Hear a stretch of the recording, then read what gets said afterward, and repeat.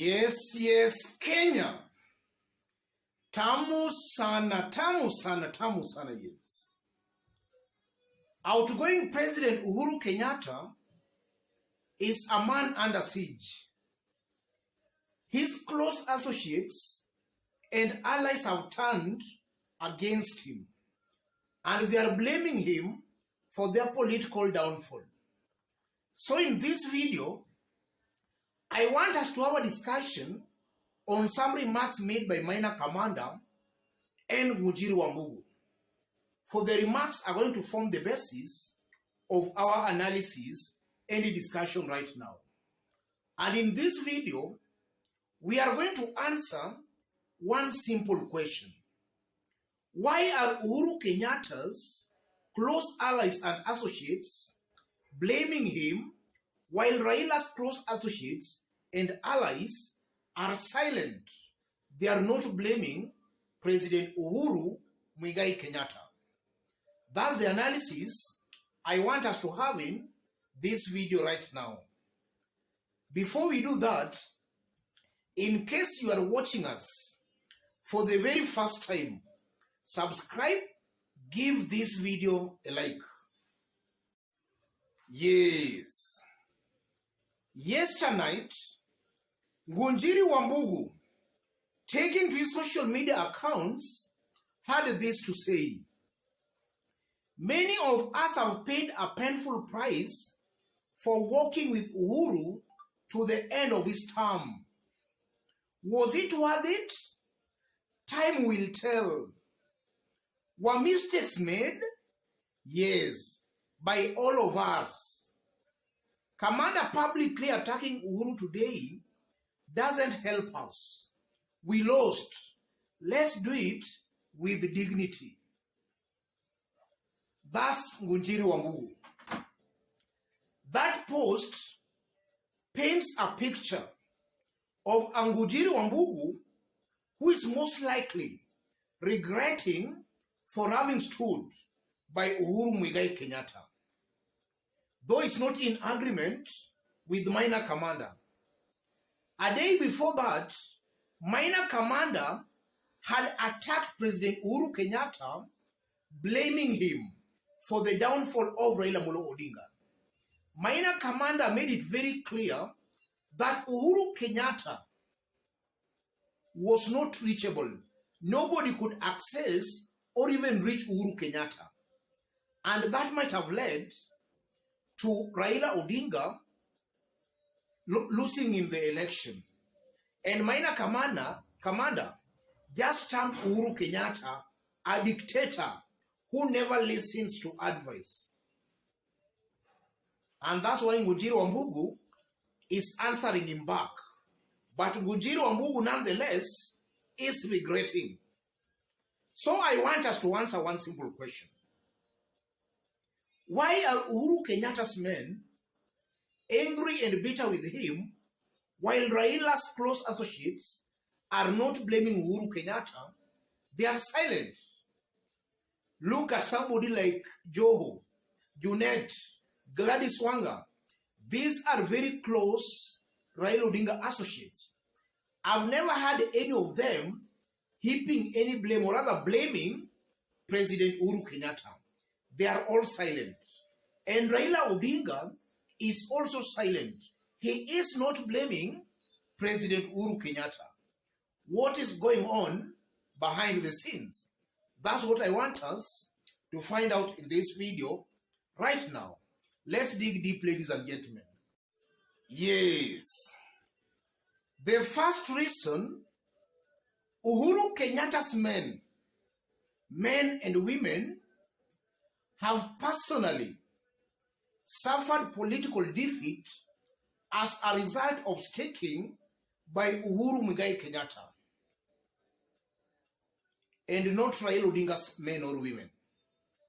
Raila's team, even though Raila Odinga has lost the election, quite a good majority of Raila's close associates have made it to the Senate, to the National Assembly, or to county governments as governors, senators, MCAs, or members of parliament. While almost all Uhuru Kenyatta's close associates the likes of Kanini Kega, who stood with Uhuru Kenyatta, Gunjiri Wambugu, Jeremiah Kioni, all of them have been sent home. And the reason is very simple. They stood and stuck with Uhuru Kenyatta. I'm very sure somebody like Kanini Kega, somebody like Gunjiri Wambugu, somebody like Jeremiah Kioni, these are leaders I strongly believe that if they had aligned themselves with William Samoei Ruto, they could have won back their seats. From what we saw, the kind of voting we saw on the mountain, these leaders could have easily won back their seats. So it's true that they are sticking with Uhuru Kenyatta cost them their seats. That's a fact, ladies and gentlemen. And they are bitter with Uhuru Kenyatta because they feel Uhuru Kenyatta never did nothing to make sure they win their seats. Uhuru Kenyatta was absent when their votes were being stolen on the mountain. They are also bitter with Uhuru Kenyatta because Uhuru's unpopularity on the mountain also cost them their seats on the mountain. That's why I think these leaders are very bitter with Uhuru Muigai Kenyatta. And then the second reason, these leaders are bitter with Uhuru Kenyatta because they feel Uhuru Kenyatta did nothing to protect Raila's votes from being stolen. Assuming they could have lost their seats and then Raila comes in as the president, they could all have been absorbed in the government. It's clear Raila Odinga was not going to leave them in the political cold. But nonetheless, Uhuru Kenyatta, besides not helping them win their seats, Uhuru Kenyatta also kept quiet when Raila's votes were also being stolen. Uhuru Kenyatta never acted. So they are just bitter with President Uhuru Kenyatta. On the side of Raila Odinga and his team,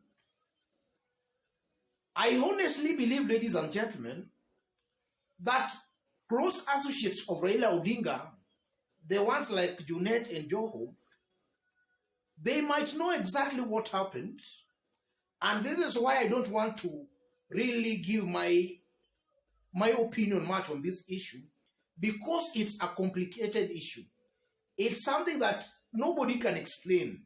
How Raila Odinga could lose with all the support of President Uhuru Kenyatta and all the support of the government. Nobody can just explain on how Raila could lose, on how Chebukati and William Ruto could outsmart all that team and manage to rig out Raila Odinga. Nobody can just explain that. And now that all statistics and all indications were showing Raila Odinga was easily going to win the election, nobody can explain what happened. I honestly believe that maybe it's only Uhuru and Raila Odinga who might know, or rather who may know exactly what happened. But just to make my observation, it might be possible, ladies and gentlemen, that Raila and Uhuru Kenyatta were very sure of victory.